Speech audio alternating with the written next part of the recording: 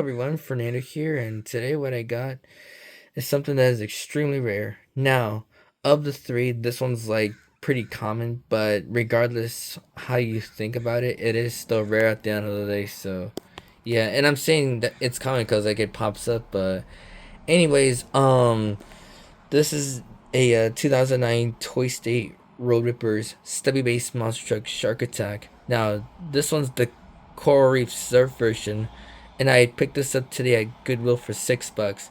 And now, given that this week is gonna be September, you can pretty much say I got this as an early birthday present for myself, though. So, yeah. Anyways, when I saw it at the toy aisle, of course I was excited about it because, like, I went one, so yeah. And after looking at it, after examining it, the first thing I noticed when I saw it was corrosion on the battery contacts. And as you can already tell, the first two on the left are corroded. And then the middle one on the right is corroded as well too. But again, as you can already tell, besides all of it being corroded, the springs are gone, like literally gone. Like there's not even a single bit of spring left on it, other than just they've rusted and disintegrated.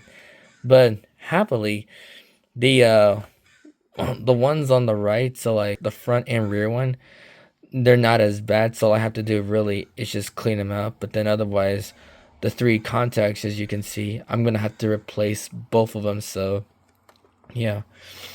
Anyways, with that being said, let's get to the rest of it. So mechanically, when I examined it, I moved it only once. Now, pro tip, how you want to handle a slip gear is that if you can tell that it's slipped though, move it once. And I mean once. Like don't move it more than like two or three times, because what more than two or three times, because what will happen is that given that the gripping on the axle is so aggressive and that the plastic's already brittle, is that if you move it, well, two ways of moving it, either one manually by hand or with the motor, but then because there's no movement on it, the more you do it, the more you're gonna worsen the plastic, and thus the only thing you're gonna be left with is nothing more than just a pile of junk. So at this point, you're gambling with an old Toy State item. So yeah.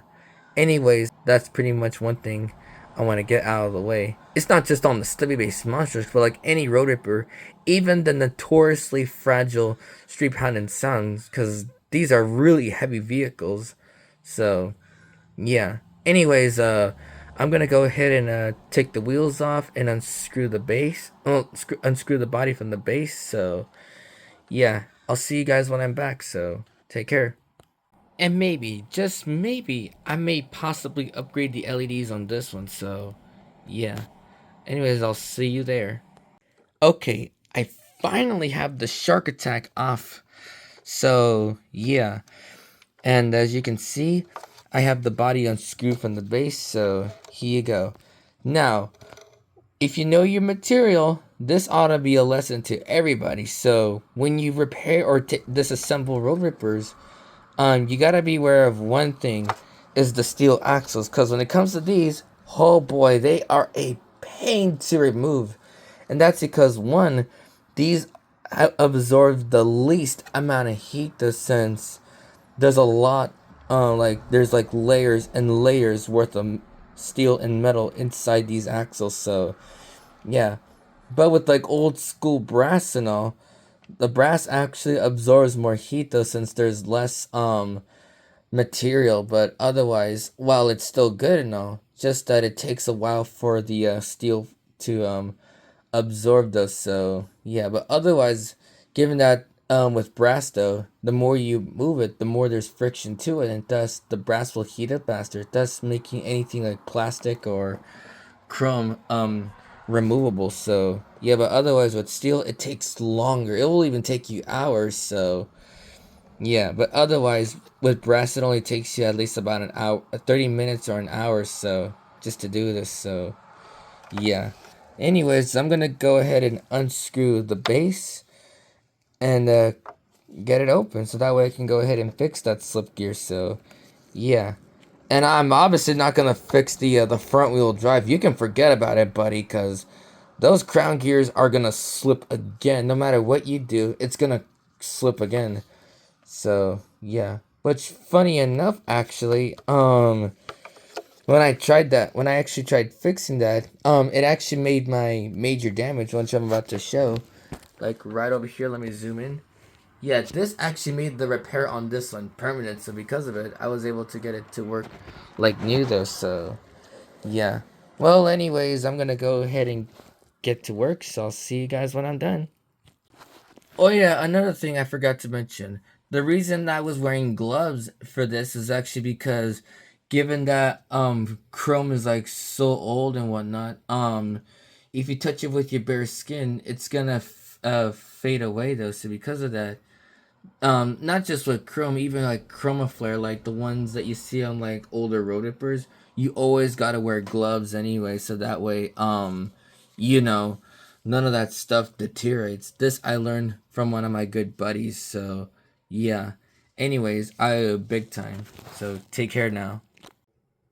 Okay, so now that I have this open, I'm gonna go ahead and open up the gearbox. So yeah, first before you actually get to the gearbox, you obviously want to get this out of the way, so that way as to not obstruct your ability to get the full thing removed. So yeah, and also when it comes to like opening every Stubby based monster truck, the first thing that comes out is this. Now in the case of this, there's no need to actually remove it since there's nothing holding it really at this point. So yeah. Otherwise, that's all I have to say really at this point. So I'll get to you guys when I'm done. So yeah, see ya. Okay, now that I have the gearbox disassembled, as you can already tell, I have the resistors removed. But anyways, I'll give you the main one. So here it is. I have it removed, and I'm gonna go ahead and apply super glue and baking soda. But before I do though, just one thing though, when you do this, you want to get it clean so that way the glue and the baking soda actually can snug in very nicely. So yeah, gonna have to be very careful when handling this so that way nothing can go wrong. Because I mean, well, it is slipped. Thankfully, it's not fully slipped just yet, though. But just be very careful when you handle it, because given that the gripping is aggressive on this, actually, it will strip out as much of that plastic, and the only thing you're left with is junk. So, yeah. Anyways, I'll get back to you guys when I'm done. So, yeah. Okay, so now that I have this one pried up, actually, while it wasn't as slipped though, however, you still want to get that glue, because then otherwise you're gonna end up as just a huge hole on the gear. But anyways, even if it won't, because like the thing is, while it's not slipped just yet, while it's not fully slipped just yet, however, when I tried prying the gear, like prying it up though, just to add a bit of glue and baking soda to the teeth right there or so, it wouldn't. I had a hard time trying to remove it, but thankfully, what I can do is I could get my soldering iron, which I have it at a high temperature. I don't know if you can like, yeah, right there at a high temperature, um, and then have the soldering tip touch the upper part of the axle right there, and then the lower part of it, so that way it can easily absorb heat. And then once you feel that the axle's hot, then that's when you want to pry it up, so that way you can add a bit of glue. Once you add baking soda and super glue, so I would start first with super glue and then baking soda, like over here, push the gear down and then rotate it so that way it can mix. Once you feel it's on there, then you're all set and good to go. Otherwise, if you see any remaining glue and baking soda just sticking out, scrape it off with some sandpaper, so yeah, that way it can that way it can move nice and freely. So yeah. So now that I have the super glue and baking soda all in together, now this one was a tough one because while it was slipped, not fully, but I was able to push it in, and thankfully it was able to grab on to the gripping of the axle, but regardless, I still had to fix it because otherwise it was gonna break again. So yeah, so as you can already see, there's like baking soda around it, and then like, well, on one side I put super glue, and then on the other side I put baking soda. Once I push the gear down, I I mix it just by spraying the gear, and once it's all together, then yeah. So anyways, I'm gonna go ahead and put the gear back onto the gearbox, put the gear and axle back onto the gearbox, and it should be all set and good to go. Well, for this actually, but otherwise I'm gonna go ahead and replace the battery contacts. So yeah, see ya.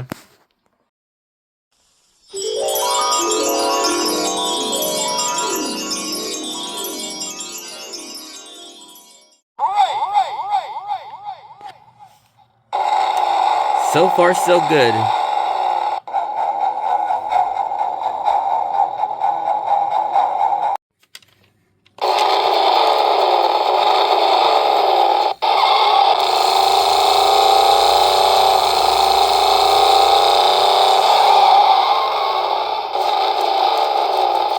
Now that I have the gear fixed and all, and of course the battery contacts fixed, well, in other words, replaced, I went ahead and soldered the wires back onto the motor, and like I always do, I always remove the resistor since, from my experience, having these back on even after soldering them, or I don't know, but these tend to not perform well. So when I take them off, it tends to perform much better. So yeah.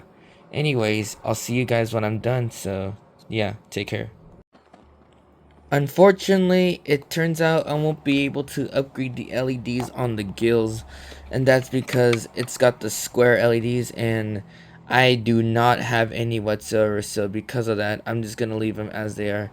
Now, I could do this one since I have the diodes themselves though, but however, I think I'm going to keep it as it is just because why not? And it honestly looks a lot better like that in my opinion. So I'm just going to go ahead and just put the rest of it back together. So see you guys when I'm done. Welp, it's finally fixed, and as you can see, I've straightened out the fins actually, and they look so much better than when I got it yesterday. So yeah, and if you're wondering how I did it, all I did really is that I got my hair dryer, or if you want, you can go ahead and use a heat gun, whichever will work the best for you. Anyways, I aimed my hair dryer at a high temperature at the rubber fins, and the more I let it sit, the hotter the rubber got. So because of that, it got it to where I actually was able to pose them very easily without any trouble. So yeah, and honestly, I'm very happy to say it honestly looks a lot better than when I got it yesterday. So yeah, and speaking of yesterday, as I stated in the video, this song was made on September 1st, 2009. And you know what it is today, folks? September 1st, 2025. So this right there makes the Shark Attack Coral Reef Surf version 16 years old. So happy birthday. And with me actually, this is like one day before my my 6th birthday actually, because I just already turned 6 at the time in 2009, so I'm like 5.5 years older than this though. So yeah, anyways, with that being said, ladies and gentlemen in the audience, now it can finally roam the ocean like it did in its heyday. So let's go.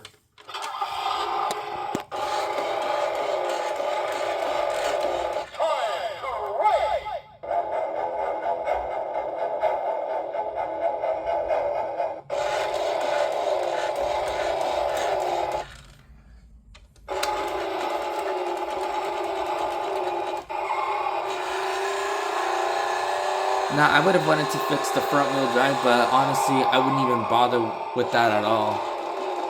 And every time I'm gonna be buying one of these, I will never work on the front wheel drive, only for the ones with the newer gearboxes, because it is not worth, or just any of them in general, because it's not worth the pain. It's not even worth the time since they're gonna break over and over again. So yeah, just like how I left it on my Dodge Raminator. So yeah.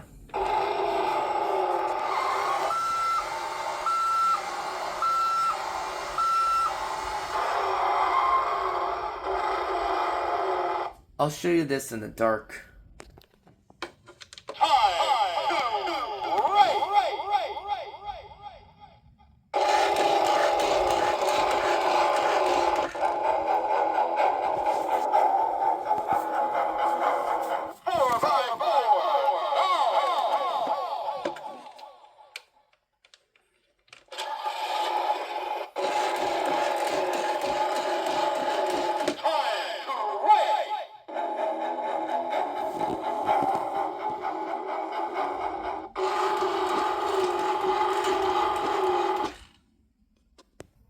Well, I hope you enjoyed this video, and please leave a like, feedback, and subscribe. I'm Fernando, and I'll see you guys again next time, so take care. If you want to check out more of my content, please hit that subscribe button and turn on your post notifications to get the latest updated content and stuff from my YouTube channel. So, see you there.